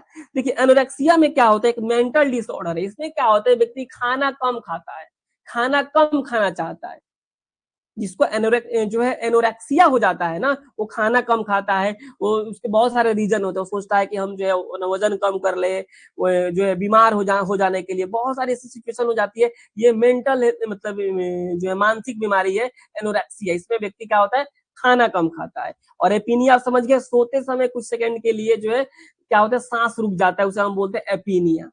समझ गए आप लोग। तो ये और यहाँ पे जो मधुमेह समझ गए, डायबिटीज जो इंसुलिन इंसुलिन वाली बीमारी है। और यहाँ पे क्या हो जाएगा, अनिद्रा, एक विकार जिसमें व्यक्ति को गिरने या फिर सोते रहने में कठिनाई का सामना करना पड़ता है उसे हम बोलते हैं अनिद्रा, अनिद्रा इंसोमाइनिया। ऑप्शन नंबर क्या हो जाएगा, ए हो जाएगा। आंसर क्या होगा इसका, ए हो जाएगा, ठीक है। चलिए अगला सवाल कह रहा है, किसी मरीज को बाथरूम में स्नान कराने से सहायता करते समय क्या सुनिश्चित करना चाहिए, ये पूछा है। किसी मरीज को बाथरूम में स्नान कराने में सहायता करते समय क्या सुनिश्चित करना चाहिए, ये पूछा है। 4 ऑप्शन दिया गया है। जब मरीज स्नान कर रहा हो तो अटेंडेंट के कमरे बाहर जा सकता है, मरीज को बाथरूम तक पहुंचाने में सहायता प्रदान की जाए, मरीज को इस्तेमाल किया हुआ साबुन दिया जाए, सपोर्ट के लिए कुर्सी उपलब्ध कराने की आवश्यकता नहीं है। देखिए देखने में कितना आसान क्वेश्चन लग रहा है ना, लेकिन पूछा हुआ है, एम्स में पूछा है। किसी मरीज को बाथरूम में स्नान कराने में सहायता करते समय सबसे पहले ये सुनिश्चित करना होता है कि मरीज बाथरूम तो पहुंच जाए, उसके बाद उसको साबुन कुर्सी तौलिया दीजिएगा, पहले मरीज को बाथरूम तक पहुंचाइएगा। तो यहाँ पे ऑप्शन नंबर क्या हो जाएगा, बी हो जाएगा। मरीज को बाथरूम तक पहुंचाने में उसका सहायता करना होता है, ठीक है। अगला सवाल कह रहा है कि व्हाट is used to जो है immobilise and injury such as a broken bone to ensure no further damage is caused. यानी कह रहा है कि हड्डी टूटने जैसी चोट को स्थिर रखने और आगे क्षति न हो उसको बचाने के लिए क्या उपयोग किया जाता है, स्प्लिंट, वाटर, ऑइंटमेंट या फिर ऑयल। तो इसका सही उत्तर क्या हो जाएगा, स्प्लिंट होता है। हमने इसको पहले ही बताया आप लोगों को, स्प्लिंट जो सहारा देने वाला उपकरण होता है, जो कि हड्डी वगैरह टूट जाता है तो उसको सपोर्ट लगा करके वहां पे रखा जाता है, ठीक है। यहाँ स्प्लिंट एक सहारा देने वाला उपकरण होता है जो टूटी हुई या फिर जो है घायल हड्डी को स्थिर रखने में मदद करता है। स्प्लिंट क्या बोलते हैं उसको, स्प्लिंट बोलते हैं। ऑप्शन नंबर क्या हो जाएगा, ए हो जाएगा, ठीक है। अब बाकी हड्डी टूट गई तो पानी और मलहम और तेल थोड़े लगाएंगे, उसको सबसे पहले स्प्लिंट लगाएंगे ना। अगला सवाल है, और यदि मूत्र का रंग किसी रंग में बदल जाए, किस रंग में बदल जाता है, डॉक्टर को दिखाना चाहिए, ये बताइए एक बार आप लोग, क्या हो जाएगा इसका सही उत्तर।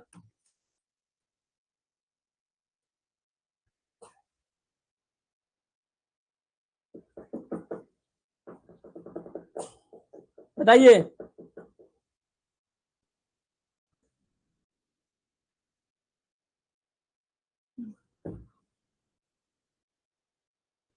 यदि मूत्र का रंग किस रंग में बदल जाए तो रोगी को डॉक्टर से दिखाना चाहिए, बताइए। नीतीश कुमार बोलिए, फटाफट बताइए क्या हो जाएगा इसका उत्तर 25 नंबर का।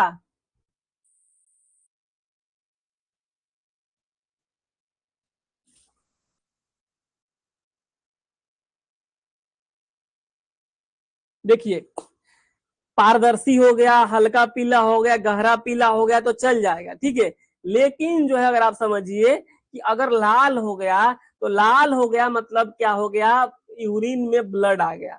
जब यूरिन में ब्लड आ गया तो ये जो है गंभीर समस्या हो सकती है। तो जो है उस समय आपको क्या करना होता है, दिखाना होता है। गहरा पीला हो जाता है कई बार, जो है मान लीजिए कि आप पानी बहुत ज्यादा नहीं पीते तो भी जो है गहरा पीला हो जाता है। पारदर्शी होता है तो कोई दिक्कत नहीं है, हल्का पीलापन है तो भी कोई दिक्कत नहीं है। लेकिन जो है आप समझिए कि लाल हो गया तो दिक्कत है, ठीक है। अगर उसे हम क्या बोलते हैं, कौन बता पाएंगे सही उत्तर के, अगर मूत्र में, अगर यूरिन में ब्लड की मात्रा आ जाती है तो उस सिचुएशन को क्या बोलते हैं, बताइए। मैंने पहले आप लोगों को बताया है, बताइए क्या होता है उसको,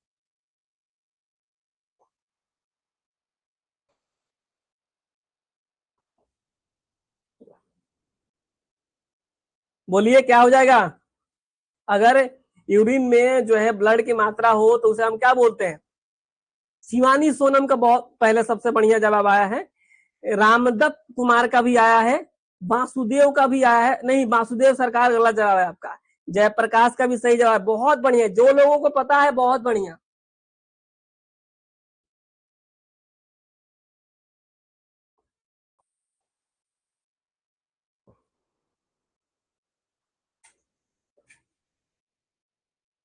ऋषि राजश्री प्रजापति,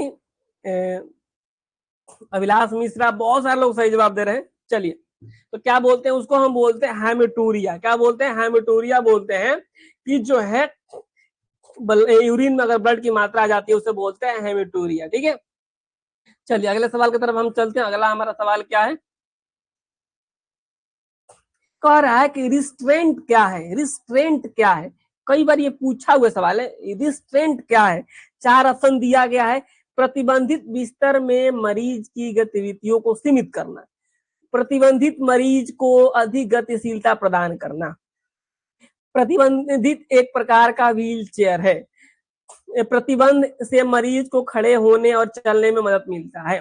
देखिए रिस्ट्रेंट क्या होता है, कोई कई ऐसे जो मरीज होते हैं जो अपना नुकसान पहुंचाते हैं और दूसरे को भी नुकसान पहुंचाते हैं, उस समय रिस्ट्रेंट का यूज किया जाता है। यानी जो है कोई मरीज है उसकी गतिविधियों को सीमित कर दिया जाता है, उसका सारा एरिया डिसाइड कर दिया जाता है, समय समय से सारी चीजें उसके साथ करी जाती है, समझिए आप लोग। यानी उसके सारे गतिविधियों को प्रतिबंधित कर दिया जाता है, सीमित कर दिया जाता है।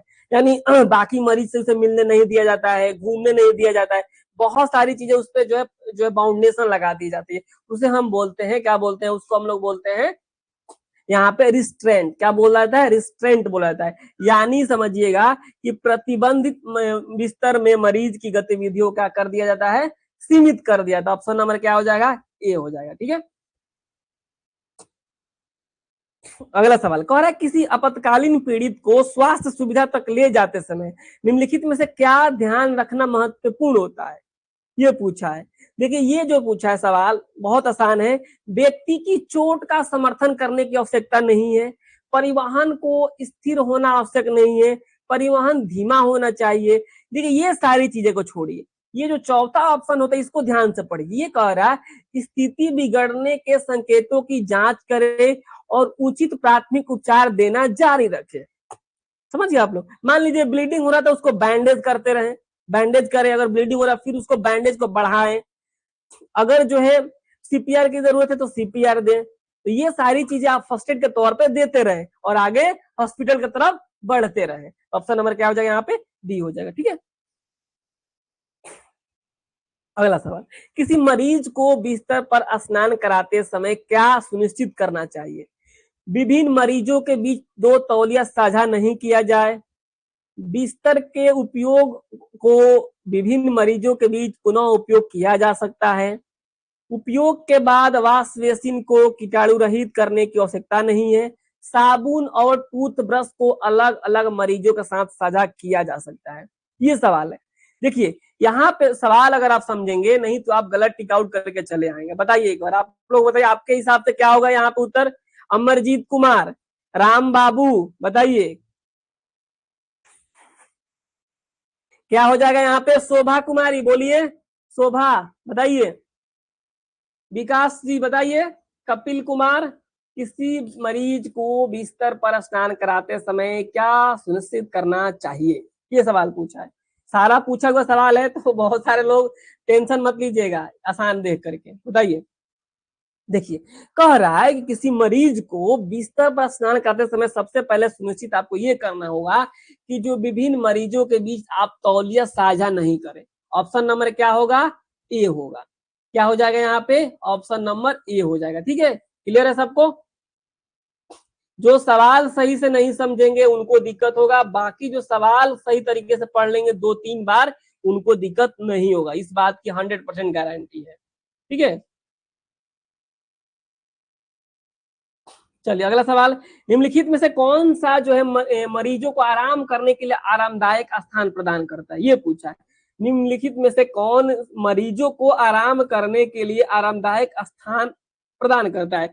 पुरानी चादरों वाला एक अस्त व्यस्त बिस्तर, बैठने की ऐसी स्थिति जिसमें दर्द से राहत नहीं मिलती हो, एक साफ सुथरा और व्यवस्थित कमरा, एक गंदा और अत्यधिक शोरगुल वाला कमरा। देखिए अगर मरीज को आप एक साफ सुथरा और व्यवस्थित कमरा देंगे तो थोड़ा सा आरामदायक महसूस करता है। ऑप्शन नंबर क्या हो जाएगा? सी हो जाएगा। ठीक है, चलिए अगला सवाल, कह रहा निम्न में से कौन सा प्राथमिक उपचार का सिद्धांत नहीं है?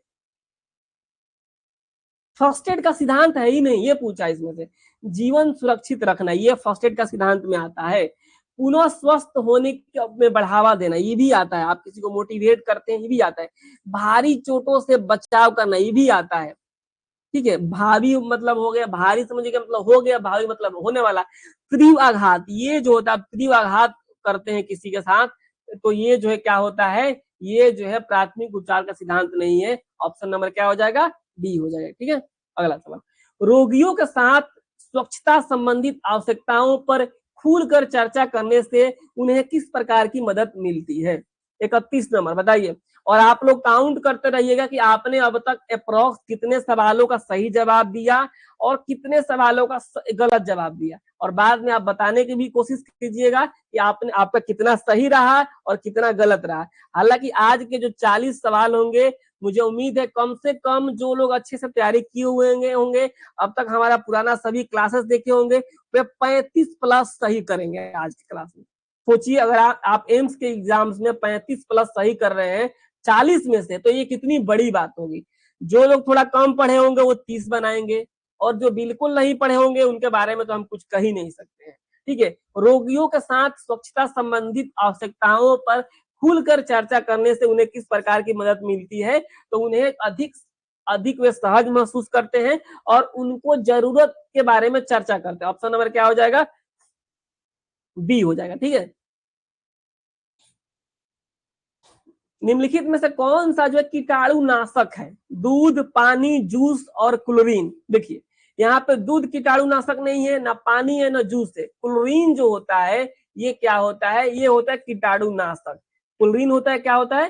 कीटाणुनाशक होता है। इसको जो है आप देखेंगे जब पानी वगैरह का साफ सफाई में भी इसका यूज होता है, हॉस्पिटलों में भी इसका यूज किया जाता है। क्लोरीन का जो है बहुत एज ए डिसइंफेक्टेंट के तौर पर इसका यूज किया जाता है। तो यहाँ पे क्या हो जाए, कीटाणुनाशक कौन सा है, ऑप्शन नंबर ए हो गया क्लोरीन। ठीक है, ये हो गया। ठीक है, ये चीजें इंपॉर्टेंट है बहुत, देखने में कितना आसान लग रहा होगा। क्लोरीन की जगह 3-4 चीज और देगा तो गलत दिक्कत हो जाएगा। ठीक है, अगला सवाल कह रहा है कि जलने के कारण त्वचा जो है सफेद या फिर काला पड़ जाता है, कभी कभी सुन्न हो जाता है, इसे हम क्या कहते हैं। देखिए ये पूछा है, इंपॉर्टेंट है, पूछा है, बताइए क्या हो जाएगा यहाँ पे। चार, प्रथम श्रेणी, द्वितीय श्रेणी, तृतीय श्रेणी और चतुर्थ श्रेणी। देखिए ये जो कह रहा है, अगर प्रथम श्रेणी की अगर आप बात करते हैं, बताइए सबसे पहले आप लोग बताइए इसका उत्तर क्या होगा। उसके बाद हम बाकी के बारे में भी डिस्कस कर लेंगे कि प्रथम श्रेणी में कौन सा आता है, द्वितीय श्रेणी में कौन सा आता है, तृतीय में कौन सा आता है और चतुर्थ में कौन सा आता है, ताकि आपके एग्जाम्स में जो भी पूछे आप आराम से उसका जवाब दे पाएंगे। बताइए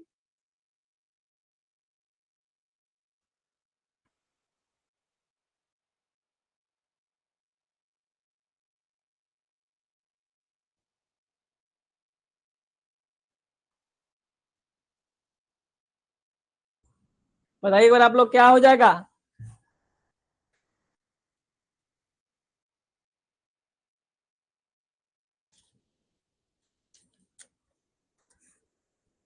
चलिए फटाफट एक बार बता दीजिए आप लोग सब कोई, क्या होगा इसका उत्तर।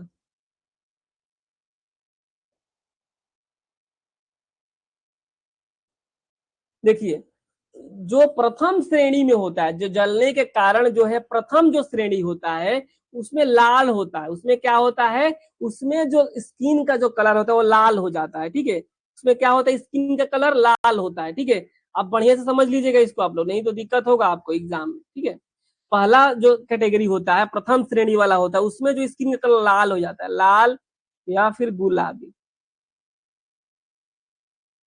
ठीक है, ये चीजें क्लियर हो गई प्रथम वाला में। अब आता है जो द्वितीय वाला होता है। ठीक है, द्वितीय वाला में भी क्या हो जाता है, लाल, ये लाल हो, द्वितीय वाला में क्या होता है, कलर जो होता है लाल हो जाता है। तृतीय वाला में क्या होता है, काला और सफेद हो जाता है, काला या फिर सफेद हो जाता है।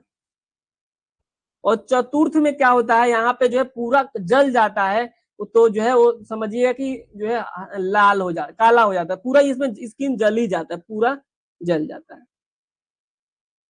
इसमें क्या होता है, यहाँ पे जो प्रथम श्रेणी वाला होता है इसमें स्किन उस जलता है और लाल होता है, लाल और गुलाबी होता है, तो फर्स्ट कैटेगरी में रखा जाता है। सेकंड कैटेगरी में भी लाल थोड़ा होता है तो उसको भी सेकंड कैटेगरी में रख लिया जाता है। लेकिन जब काला होने लगता है, काला या फिर बिल्कुल सफेद हो जाता है, वो जो है तृतीय श्रेणी में रखा जाता है। और जब पूरा जल जाता है, जल के काला हो जाता है, समझिए वो चतुर्थ श्रेणी में चला जाता है। तो ये सवाल पूछा है कि जलने के कारण त्वचा सफेद या काली पड़ जाती है या फिर कभी कभी सुन्न हो जाती है, ये कौन सा कैटेगरी में आएगा, तो ये आएगा आपको तृतीय कैटेगरी में। कौन सा आएगा, तृतीय में आएगा। अगर वही लाल और गुलाबी पूछेगा तो आप प्रथम में कर दीजिएगा, लाल पूछेगा तो सेकंड में कर दीजिएगा, पूरा जल जाएगा तो आप चतुर्थ में कर दीजिएगा। हो गया क्लियर। चलिए, कह रहा है निम्न में से कौन सा प्राथमिक उपचार बॉक्स की महत्वपूर्ण सामग्री नहीं है। यहाँ पे पूछा ओआरएस, ओआरएस भी फर्स्ट एड के तौर पर रखा जाता है, first first aid tool box जिसे कहा जाता है, फर्स्ट एड किट बॉक्स कहा जाता है, किट बॉक्स जिसे कहा जाता है। इसमें रहता है ओआरएस, रहता है जो है बैंड रहता है, बैंड वाला जो है कटफट का जो है बैंडेज लगाने के रहता है, कैंची भी रहता है, लेकिन पेट्रोल नहीं रहता है। क्या रहता है, पेट्रोल नहीं रहता। तो ऑप्शन नंबर क्या हो जाएगा यहाँ पे, सी हो जाएगा। ठीक है, चलिए ऑप्शन नंबर क्या हो जाएगा यहाँ पे, सी हो जाएगा। क्लियर है। किसी मरीज को पुनर्जीवित करने के लिए छाती के दबाव और वेंटिलेशन वाइड का सही अनुपात क्या होता है, ये बताना है आप लोगों को, बताना है। बताइए क्या हो जाएगा इसका सही उत्तर, 35 नंबर।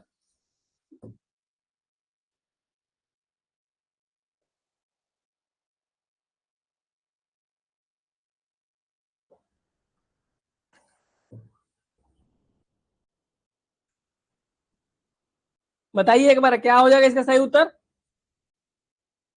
कुमार गौरव बोलिए। अभी ने बताया है जी, अभी भी आप लोग कंफ्यूज हो गए।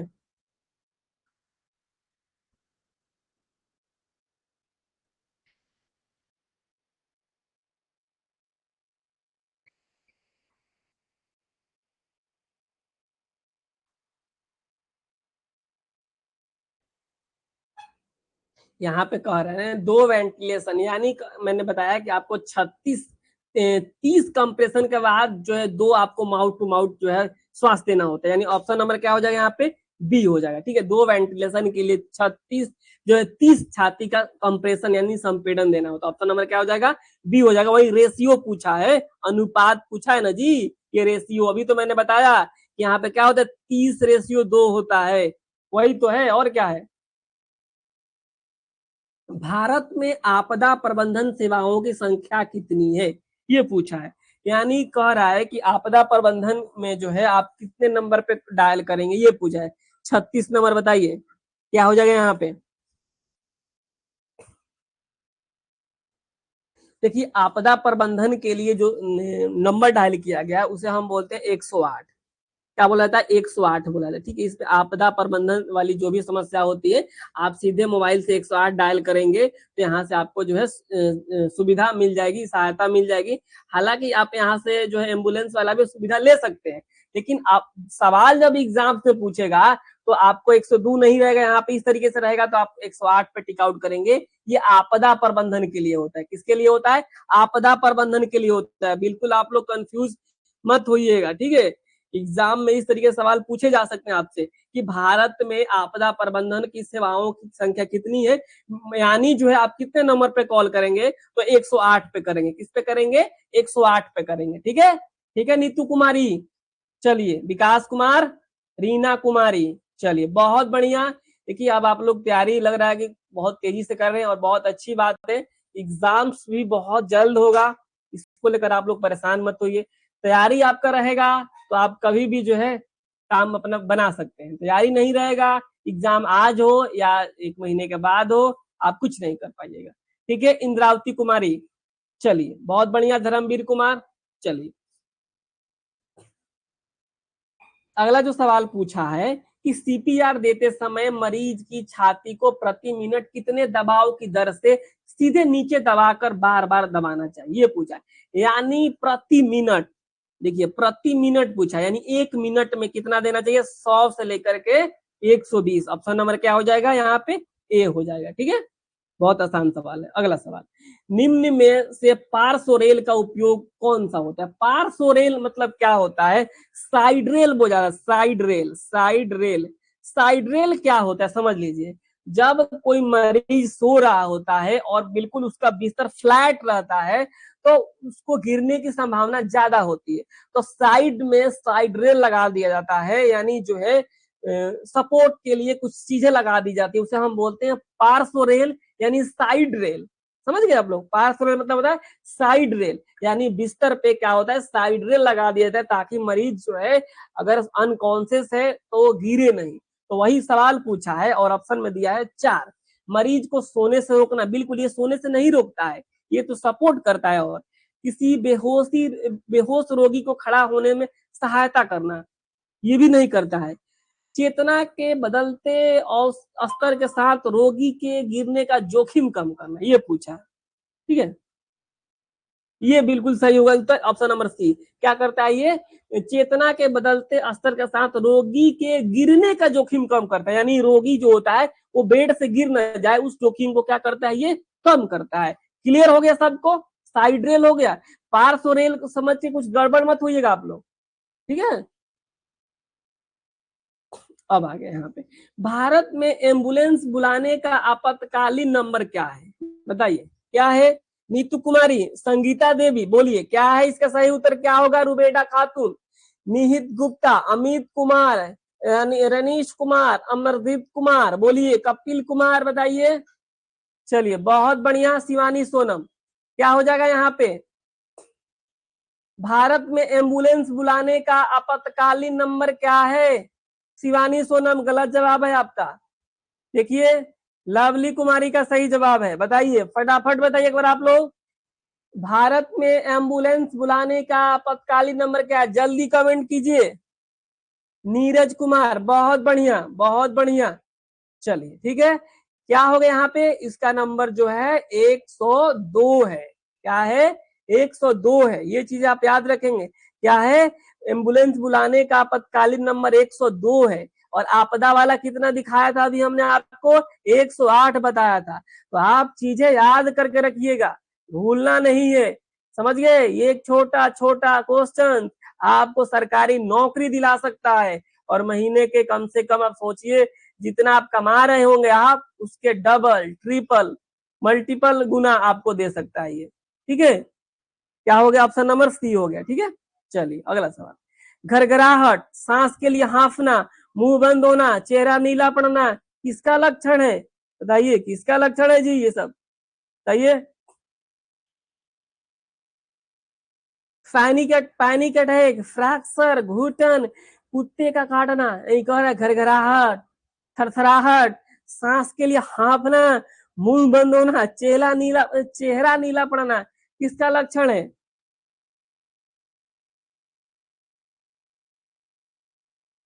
इसमें लोग बड़ी गलती करते हैं, बहुत गलती होता है इस सवाल में, बड़ी गलती कर देते हैं लोग। ओसीहर मियाँ बता दीजिए आप ही।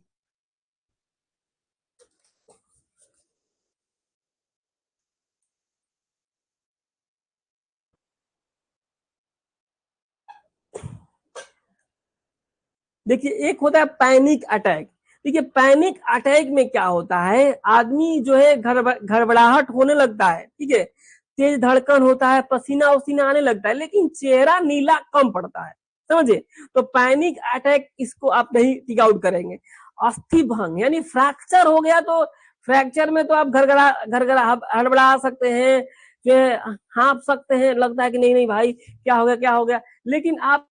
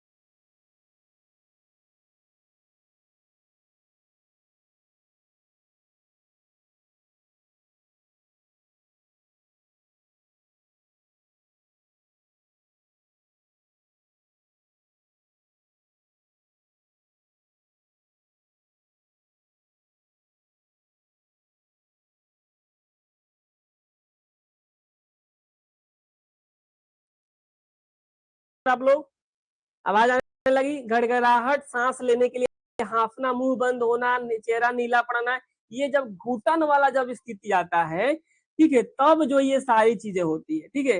कुत्ते काटने में जो है ऐसा नहीं है कि आप ये सारा चीज नहीं होता है, आप जो है मुंह बंद, सांस हो, हाफने उफने लग सकते हैं, गड़बड़ा सकते हैं, लेकिन ऐसा नहीं है कि चेहरा नीला वाला पड़ जाएगा, ऐसा चीज नहीं है, ठीक है। तो यहाँ पे ऑप्शन नंबर क्या आप टिक आउट करेंगे, सी पे टिक आउट करेंगे, ठीक है, ये चीज आप लोग ध्यान रखेंगे। ऑप्शन नंबर क्या हो जाएगा यहाँ पे, सी हो जाएगा, ठीक है। समझ आवाज आ रही है आप लोगों को, बताइए।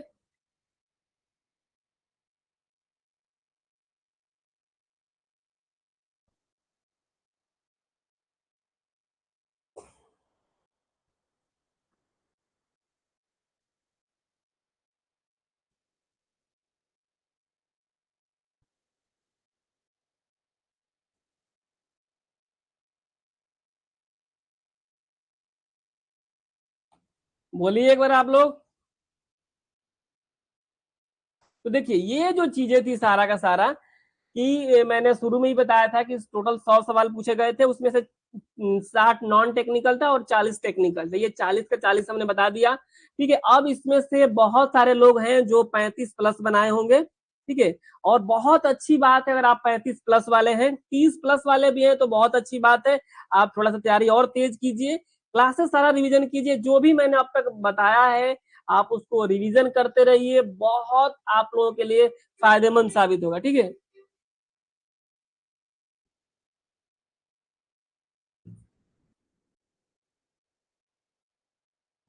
चलिए बहुत बढ़िया। तो आज का हम लोग क्लास यहीं रखते हैं और जो है फिर से कल की क्लासेस कितने बजे होगी कल आप जो है मैसेज के माध्यम से आपको बताया जाएगा। आप लोग बिल्कुल टेंशन मत लीजिएगा, सारी चीजें हम अपने तरफ से कर रहे हैं और जितना हो सकेगा किया जाएगा। और एग्जाम्स को लेकर आप लोग बिल्कुल भी चिंतित ना हो, आपका एग्जाम्स बहुत जल्द आपको नोटिस देखने को मिलेगा। ठीक है, तो आज के लिए हम लोग इतना ही रखते हैं और आप लोग रिविजन करते रहिए। ठीक है,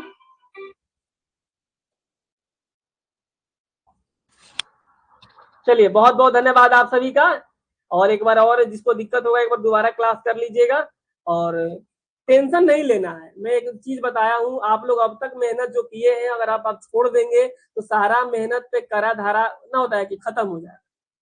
तो ये चीज आपको समझनी होगी। बस ये जो समय है 1 महीने का सही तरीके से आप लोग निकाल लीजिए, सारा चीज सही तरीके से हो जाएगा। एग्जाम्स को लेकर बहुत जल्द मैं अपडेट दूंगा, उसको लेकर आप लोग चिंता मत कीजिए। देखिए जो मैं मानता हूँ इस चीज को कि चिंतित हैं आप लोग, एग्जाम जल्द होना चाहिए, लेकिन हमारे हाथ में तो है नहीं ये चीजें कि हम कल ही एग्जाम करवा दें परसों करवा दें। आप मेहनत करते रहिए आप लोग, ठीक है, और सारी चीजें कीजिए। ठीक है, संडे वाला जो टेस्ट का रिजल्ट है हम देखते हैं 2 दिन में आपको कल हो सकता है कि रिजल्ट दे दें। रिजल्ट बोल दिए बनाने के लिए। ठीक है, चलिए।